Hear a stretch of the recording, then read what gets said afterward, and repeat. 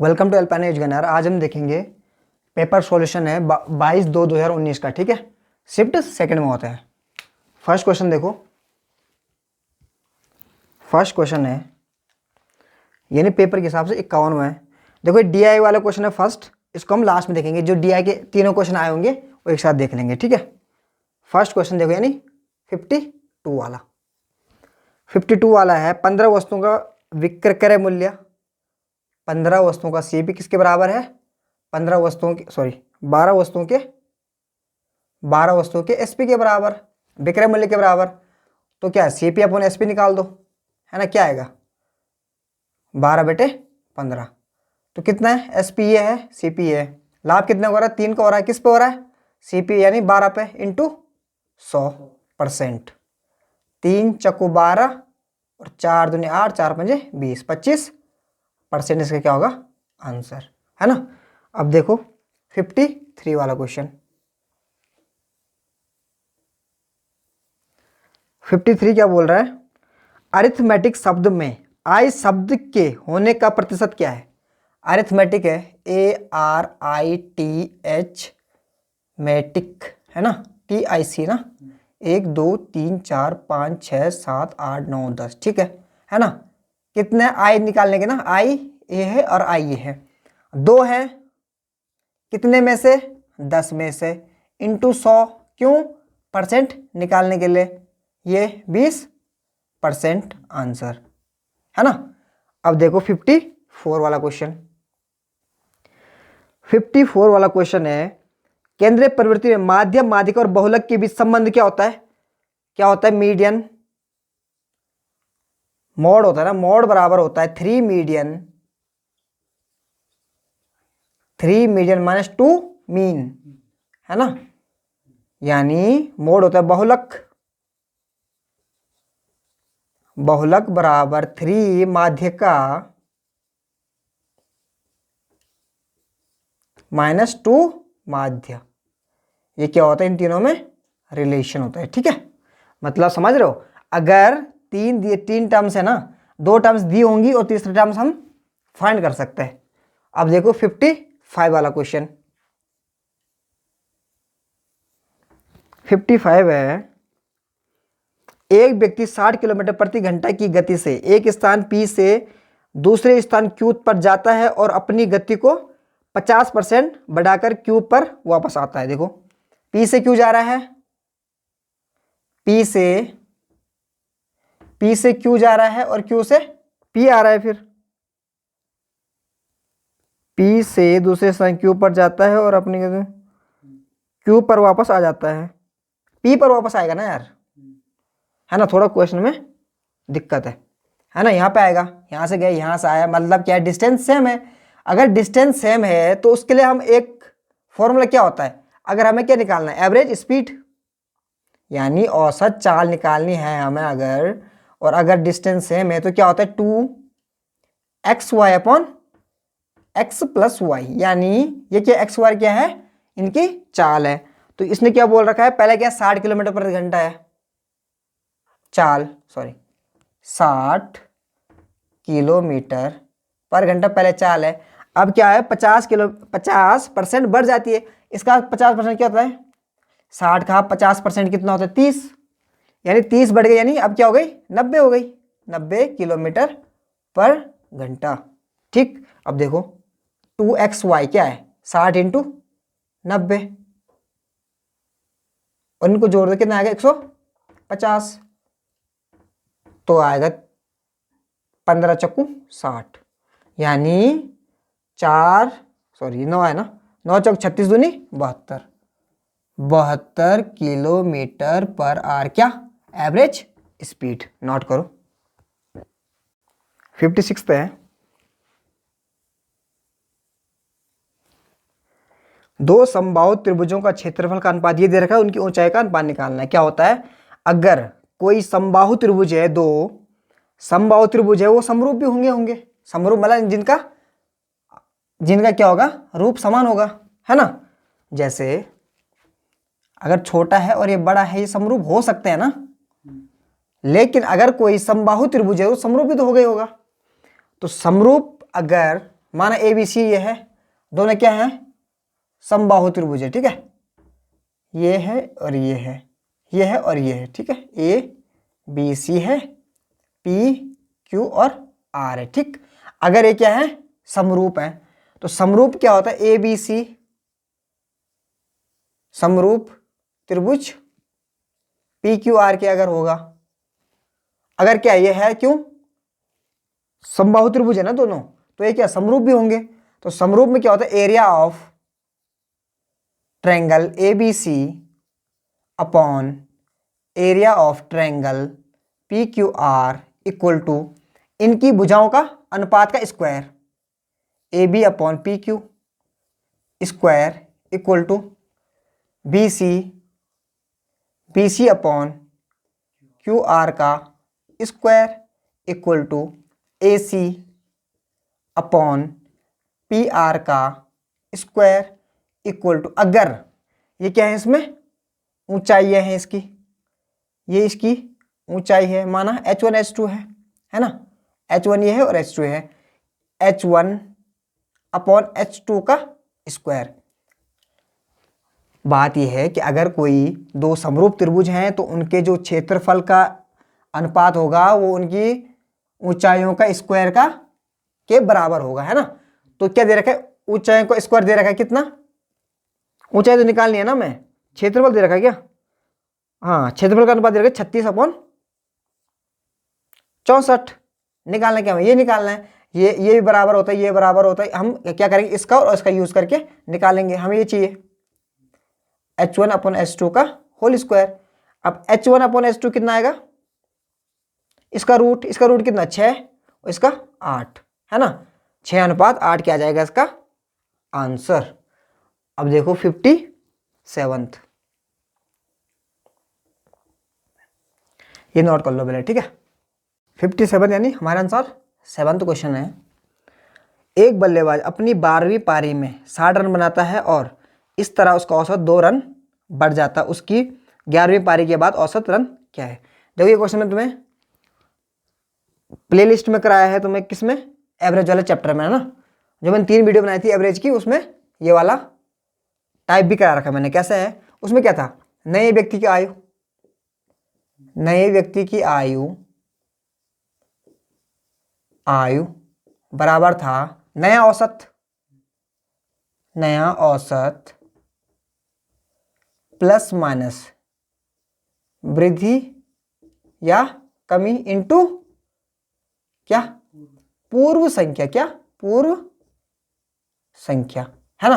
तो देखो नए व्यक्ति कौन की आयु क्या है, मतलब नया अगर कोई पारी आई है तो उसमें रन कितने बने हैं, 60 बने, तो नया औसत प्लस 2 की वृद्धि होती ना, मतलब अगर हमने औसत x था, अब नया औसत क्या 2 की वृद्धि हुई, मतलब 2 बढ़ गया, x + 2 हो गया, है ना, वृद्धि कितने की हुई, 2 की हुई, है ना, प्लस 2 की हुई, इनटू पूर्व संख्या कितनी 11, क्योंकि पहले थी 11 पारी, अब क्या हो गया 12 पारी, तो पूर्व संख्या क्या 11 आ जाएगी ना।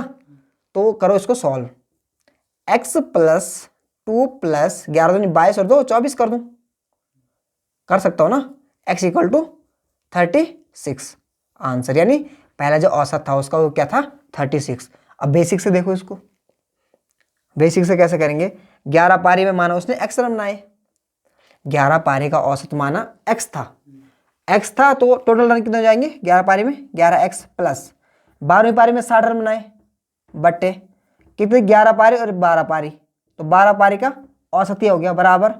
अब क्या हो जाता है, औसत 2 बढ़ जाता, पहले x था, x अब कितना हो जाता है 2 बढ़ जाता है, x + 2 हो गया औसत, 11x + 60 इक्वल टू कितना 12x + 24, ये जाएगा इधर, यानी x = 36, ये इधर माइनस कर लो, इधर माइनस कर लो, 36 आंसर है ना। चलो नोट करो 58 यानी 8 वाला क्वेश्चन देखो, कितने प्रतिशत प्रति वर्ष की साधारण ब्याज दर पर 1800 की राशि 10 वर्षों में इतनी हो जाती है। मूलधन दे रही 1800, दर निकालनी है, समय है 10/100, देखो ब्याज कितना आ जाएगा, अमाउंट है कितनी 2700 और प्रिंसिपल है 1800, ब्याज कितने 900 आएगा, तो करो सॉल्व, 9 × 9 इससे काट दो, 9 दूनी 18, तो R इक्वल टू 5%। 5%। आगे देखो, 59 वाला क्वेश्चन DI वाला है, अभी करेंगे उसको, ठीक है, लास्ट में। अब चलते हैं हम सीधा 60 पे, ठीक है। रहीम और हरीश क्रमशः 15 दिन और 10 दिन में कर सकते हैं। रहीम कर सकता है आपका, ये कौन सा क्वेश्चन है, 10वां या 60 वाला क्वेश्चन, ठीक है। रहीम कर सकता है भाई साहब कितने दिन में, 15 दिन में, और हरीश कर सकता है आपका 10 दिन में।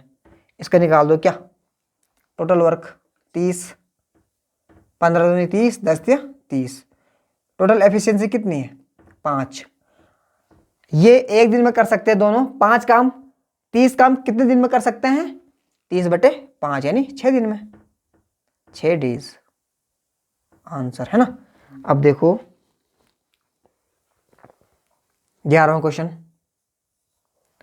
11वां क्वेश्चन क्या बोल रहा है, 40 किलोमीटर प्रति घंटा की गति से चल रही एक ट्रेन 150 किलो, समय निकालना है। समय बराबर दूरी बटे चाल, दूरी कितनी 150, चाल कितनी है भाई 40, करो सॉल्व, 4 तिया 12 सही, 3/4 क्या घंटे। अगर ये मिनट में पूछना चाहता तो 3 घंटे और 3/4 इंटू 60, 15 चक्कू 60, यानी 3:45 है ना। कोई दिक्कत नहीं है, नोट करो। 12वां क्वेश्चन देखो, 12वां क्वेश्चन क्या बोल रहा है, वह सबसे छोटी संख्या कौन सी है जिसमें 27, 45, 30 से विभाजित किए जाने पर हर मामले में 5 आता हो। देखो यार, पहले 27, 45 और 30 से डिविजल कौन सी संख्या होगी जो इसका एलसीएम होगा। अब एलसीएम होगा तो उसके बाद क्या करना है, 5 जोड़ देना उसमें, तभी तो शेष बचेगा ना। ठीक, अब करो ऐसे सॉल्व। 27 का क्या होता है बताओ, सॉरी 27 के गुणनखंड क्या होते हैं, 3 तिया 9 तिया 27। 45 के क्या होते हैं, 3 तिया 9 इंटू 5, 3 तिया 9 5 45, ठीक। 30 के क्या होते हैं, 3 इंटू 2 इंटू 5, 5 10 या 30, ये हो गया। एक बार ये आएगा और एक बार ये आएगा 3, एक बार ये आएगा, सॉरी ये आएगा 5, एक बार 3 इंटू 2। एलसीएम निकालना तो आता है ना भाई, एलसीएम 3 तिया 9, 9 5 45, 45 दूनी 90, 9 तिया 27, 270। 270 क्या है एलसीएम। अब एलसीएम क्या होता है कि इससे भी भाग जाएगा, इससे भी भाग जाएगा, इससे भी भाग जाएगा। अब 5 शेष चाहिए हमें प्रत्येक बार, तो 5 जोड़ दो, 275 क्या है आंसर। अब देखो 13 क्वेश्चन देखो, 6 व्यक्ति 24 दिन में 36 एकड़ फसल की कटाई कर सकते हैं, तो क्या होता है, M1 into D1 into T1 upon W1, ये तो होता है। कॉन्सेप्ट है किसका, वर्क एंड टाइम का, है ना, वर्क एंड टाइम का कॉन्सेप्ट है। तो M2 into D2 into T2 upon W, यहाँ पे हाँ W2, ठीक। अगर यहाँ पे लिखोगे तो W2 यहाँ लिख लोगे, है ना, W1 यहाँ लिखो तो यहाँ लिखोगे, ठीक। अब देखो यार, 6 व्यक्ति कर सकते हैं कितने दिन में, 24 दिन में, कितना वर्क 36 एकड़ यानी 36 काम कर सकते हैं, है ना, ठीक। अब देखो 12 व्यक्ति कर सकते हैं कितना काम 18 दिनों में, और W2 कितने एकड़, हमने W2 एकड़ मान लिया, है ना, W2 काम करते हैं हो, तो 12 दूनी 24, 6 तिया 18 और 18 तिया नहीं सॉरी 18 दूनी 36, तो W2 कितना आएगा 18 तिया 54, 54 क्या है इसका आंसर। अब देखो इसमें ना 24 दे रखा आंसर, लेकिन ये क्या है गलत है, क्यों, W1 तो नीचे आएगा ना, हमारा आंसर तो ये आना चाहिए, है ना, तो क्वेश्चन में क्या थोड़ा गड़बड़ी है, ठीक है। अब देखो 54 वाला क्वेश्चन देखो, यानी 64 वाला है, तो हाँ 14th क्वेश्चन देखो, 14वां क्वेश्चन है, किसी वस्तु के विक्रय मूल्य और क्रय मूल्य का अनुपात कितना है, 7 और 3 है क्या है, एसपी और सीपी का, सॉरी विक्रय, हाँ ठीक है। वो सो लाभ और विक्रय मूल्य, लाभ कितना है 3 और विक्रय मूल्य कितना 7, अनुपात ये निकाला ना, सॉरी 4 है ना, लाभ कितना भाई 7 में से 3 के 4 ही आता है ना 4, ठीक है। अब देखो 15th क्वेश्चन देखो, 15th क्वेश्चन है भाई, 100 संतरे 400 रुपए में खरीदे जाते हैं और 60 प्रति दर्जन की दर से बेचे जाते हैं। देखो तो 100 संतरे का मूल्य कितना भाई, एक दर्जन निकाल सकते हैं ना, मतलब एक संतरा कितने का भाई, मतलब 100 संतरे हैं, बेसिक से करता हूँ, पूरे स्टेप लिखता हूँ, ठीक है। 100 संतरे कितने के, 400 रुपए के, एक संतरा कितने हैं 4 रुपए का, है ना, खरीदा यानी सीपी है ये। अब देखो एसपी क्या है, निकलेगा 60 संतरे प्रति दर्जन, यानी 12 दर्जन कितने के बेचे उसने, 12 संतरा कितने के बेचे 60 रुपए के, तो एक संतरा कितने के बेचा 5 रुपए का, अरे 12 पंजे 60 ही तो होता है ना, ठीक। तो एसपी है ये, तो कितने का लाभ हुआ, एक का लाभ हुआ, किस पे 4 पे इंटू 100, तो 4 दूनी 8, 25%, है ना। आंसर नोट करो। 16वां क्वेश्चन है, 16वां क्वेश्चन है भाई, वार्षिक आधार पर चक्रवृद्धि 5% प्रति वर्ष की ब्याज दर पर 800 की राशि कितने समय में इतने हो जाएगी, ठीक है यार, कितनी हो जाएगी, 5% की है 800 की राशि, 800 है राशि, 5% मान के 1/20 है ना, मतलब एक साल के अंत में कितने हो गए 21/20, एक साल के अंत में ये हो गई। अब इसका मान कितना आ रहा है बताओ, 882 तो नहीं आएगा क्योंकि 20 चक्कू 80, तो 21 चक्कू 84, 400 840 आएगा, है ना। अभी मतलब ये क्या आ रहा है, अमाउंट नहीं आ रहा है, अमाउंट कब आ सकता, अभी आ सकता है, देखो 21/20, ये कितने साल हो गए 2 साल, ये एक साल के अंत में इतने हो गए, वो क्या अमाउंट, 2 साल के अंत में इतने हो गए अमाउंट, है ना।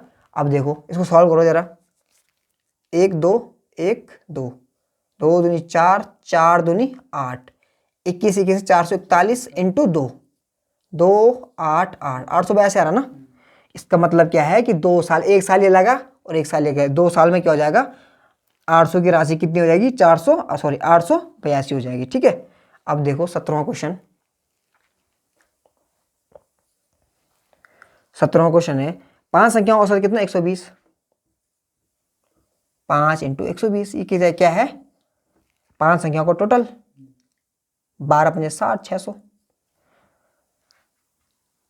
एक संख्या को अलग किया जाए मतलब 4 संख्या बच जाएंगी, 4 संख्या औसत दे रखा है कितना 4 इंटू 130, 130 दे रखा है ना, तो 13 चौको 52, 520, तो ये क्या बोल रहे जो निकाली गई संख्या है उसका क्या निकालना है, उसका मान निकालना है, इसको घटा दे 80 आ रहा है, 80 क्या है आंसर। अब देखो 18वां क्वेश्चन देखो, 18वां क्वेश्चन सिंप्लीफिकेशन का है, 5 + 28 - 4 भाग्य 2 का स्क्वायर प्लस 2 - 2, ये इसने बंद नहीं कर रखा, मैं यहाँ पे लगा देता हूँ, ठीक है। आंसर तब आएगा, ठीक है ना, आंसर कब आएगा जब ये बंद है ना, तो खुला भी तो होना चाहिए कहीं से, तो यहाँ से खुला है, ठीक है। तो 5 + 28 में से 4 का कितना 24, 24 और ये क्या 2 दूनी 4, सॉरी हाँ ये अलग होगा ना, ये 24 होगा भाग्य 2 दूनी 4 2 6 और -2, 5 + 6 चक्कू 24 -2 यानी 7 आएगा, 7 क्या आएगा आंसर आएगा। अब देखो 19वां क्वेश्चन देखो, 19वां क्वेश्चन फिर से क्या है सिंप्लीफिकेशन का है, 19वां है 54 - 2 into 20 + 12 divide by 4 into 3 - 2 into 2 + 10, करो सॉल्व। मैं क्या कर रहा हूँ, इसको भाग दे रहा हूँ पहले। 4 तिया 12, 3 तिया 9, 9 इसका मान आ गया 20 और 9 29, 29 में से 4 गया 25, 25 दूनी 50। क्या कर रहा हूँ, 54 माइनस 50 कितना आएगा, 4 प्लस 10 कितना, 14 आंसर आएगा, है ना। नोट करो। 20वां क्वेश्चन है, यदि किसी संख्या का 20% अन्य संख्या के 3/4 के बराबर है। किसी संख्या x मान ली मैंने, का 20% है 1/5 y के दूसरी संख्या के 3/4 के बराबर है। निकालना क्या है, तो संख्या का अनुपात निकालना है। x/y निकाल दो, यह आएगा 15/4 यानी 15:4। अब देखो 21वां क्वेश्चन। 21वां क्वेश्चन क्या बोल, 2 मीटर भुजा वाले घन बॉक्स में 5 सेंटीमीटर भुजा वाले कितने घन रखे जा सकते हैं। तो घन रखने हैं, उससे वो बनाने हैं, तो क्या करना है, आयतन निकालना है। तो घन का आयतन होता है 1 क्यूब, भुजा की घात 3 होती है, तो 2 की घात 3, ये आ गया बड़ा वाला घन का क्यूब। ठीक, अब छोटे वाले माना n बनाए जाते हैं। कितने n बनाए जाते हैं, कितने के, 5 सेंटीमीटर। और 5 सेंटीमीटर कितने मीटर होते हैं, बटे 100 कर लो, क्योंकि 1 मीटर में 100 सेंटीमीटर होते हैं। तो 1 सेंटीमीटर में कितने मीटर होंगे, 1/100, और 5 में कितने होंगे, 5 सेंटीमीटर में 5/100। ये तो क्या बना है, और इसका क्यूब, क्यों, ये भी तो घन है ना। इसका आयतन 8 = n इंटू 5 दूनी 10, यह आएगा 1/20 इंटू 1/20 इंटू 1/20, 2 दूनी 4 दूनी 8, 8 × 8 = 64 और 3 0, यानी कि 6,40,000 क्या बनेंगे, आपके छोटे छोटे घन बन जाएंगे। ठीक, अब देखो 72, 22वां क्वेश्चन देखो। 22वां क्वेश्चन है, the base of a right prism is an equilateral triangle with a side of 5 meter and its height is 20 meter. The volume of prism, देखो क्या होता है, प्रिज्म क्या होता है, पहले ये बताओ। जिसका क्या होता है, बेस और ऊपर का जो होता है वो सेम होता है। जैसे हम एक वेलन को क्या मान सकते हैं, प्रिज्म मान सकते हैं। एक कमरा है, उसको क्या मान सकते हैं, प्रिज्म, क्योंकि इसका बेस है और ऊपर का क्या है, इसका सेम है, इसलिए क्या मान सकते हैं हम, प्रिज्म मान सकते हैं। देखो जैसे प्रिज्म क्या मैं बना लूं, अगर मैं ऐसे बना लूं, ये क्या है, प्रिज्म मान सकते हैं इसको ना।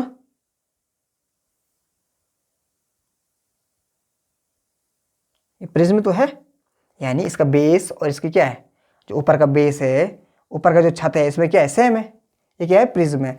तो मैंने क्या, एक जैसे मैं एक वो बनाता हूँ, बेलन बनाता हूँ ना, तो वेलन का आयतन क्या होता है, ये बताओ मुझे पहले।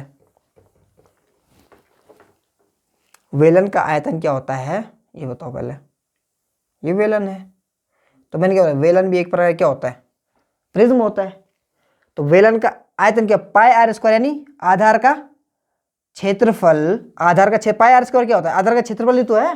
अरे वृत्त है नीचे, तो वृत्त का क्षेत्रफल πr² इंटू h, ये तो होता है क्षेत्रफल, सॉरी आयतन किसका, वेलन का, यानी सिलेंडर का। अब देखो, अब इसमें क्या है, प्रिज्म में, इस प्रिज्म में, अब प्रिज्म, ये प्रिज्म है, प्रिज्म कोई क्या है, प्रिज्म कोई एक निश्चित आकृति नहीं है। प्रिज्म हम क्या बोलते हैं, जिसका आधार और ऊपर का छत क्या है, सेम है, उसको क्या बोलेंगे हम, प्रिज्म बोलेंगे। ठीक है, एक पर्टिकुलर चीज का नाम क्या है, प्रिज्म नहीं है ना।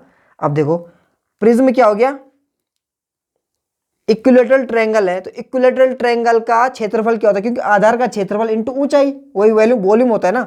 तो √3/4 a² क्या होता है, इक्विलेटरल ट्रायंगल का क्षेत्रफल। तो क्षेत्रफल निकालेंगे √3/4 इंटू a² कितना है, 5 का स्क्वायर, सॉरी हाँ 5 का स्क्वायर, 5 × 5 = 25 इंटू हाइट कितनी दे रखी है, 20 दे रखी है।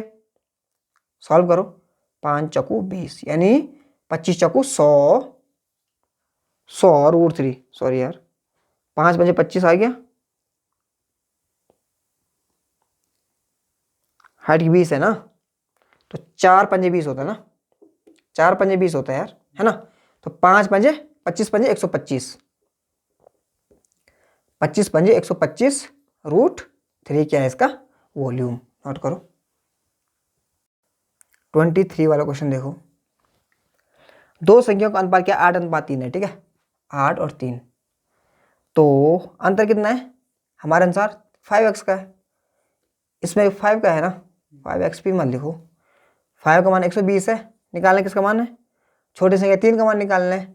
एक का मान निकालो पहले, 120/5 इंटू 3 का मान निकालना है। तो 3 का गुणा यहीं पे कर लो ना, 5 × 10 5 × 20, 24 × 72, 72 क्या आ गया हमारे पास छोटी संख्या, ठीक है। अब देखो 74th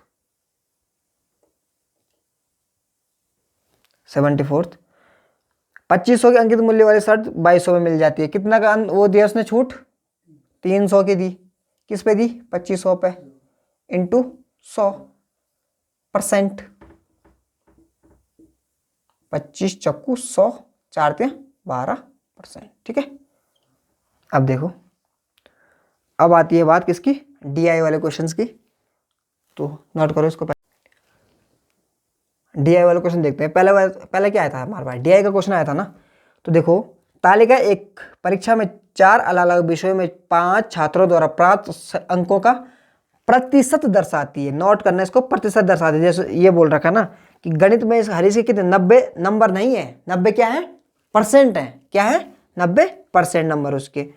अब देखो क्वेश्चन क्या पूछ रहा है, रसायन विज्ञान में सभी 5 छात्रों द्वारा प्राप्त औसत अंक क्या है।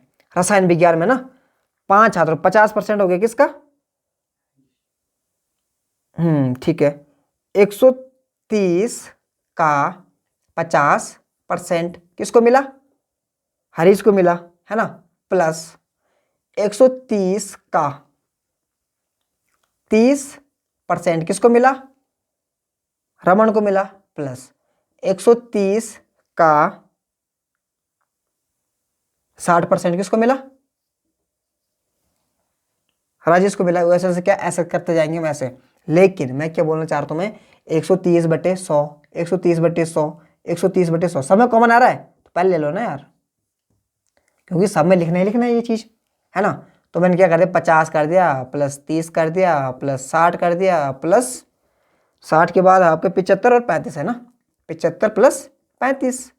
अभी क्या आया, कुल अंक योग आया ना, ये कुल अंक आए। हमें क्या चाहिए, औसत। 5 है, 1 2 3 4 5, सॉरी 6, 1 2 3 4 5, 5 है ना, 5 है। इसको करो सॉल्व थोड़ा। अब ये जाएगा ऊपर, यहाँ पे जाएगा, यानी 13/50 आएगा। इसको करो सॉल्व।